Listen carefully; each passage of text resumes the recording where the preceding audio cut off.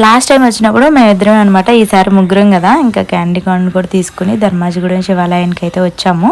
First time అనమాట ఈ గుడికి రావడం. క్యాండీ ఈరోజు మండే కదా, ఇంకా అందుకే ముగ్గురం కలిసి వచ్చాము అభిషేకం చేయించుకుందాము అని.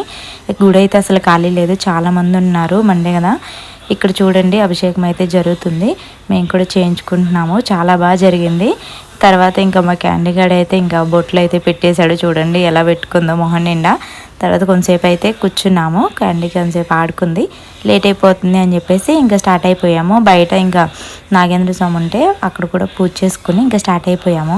ఎంత ఎంజాయ్ చేస్తుందో బండి మీద, ఇంకా బయటకు వస్తే అసలు ఆ హ్యాపీనెస్ వేరేను. క్యాండీ గడికి చూడండి కూర్చోమంటే కూర్చోదంట, ఇంకా నుంచుని అటు ఇటు ఎగురుతుంది. ఇంకా తర్వాత ఏమో ఇంకా ఎదర కూర్చుని ఇంకా హార్న్ కొట్టుకుంటే ఎంత ఎంజాయ్ చేస్తుందో మీరే చూడండి.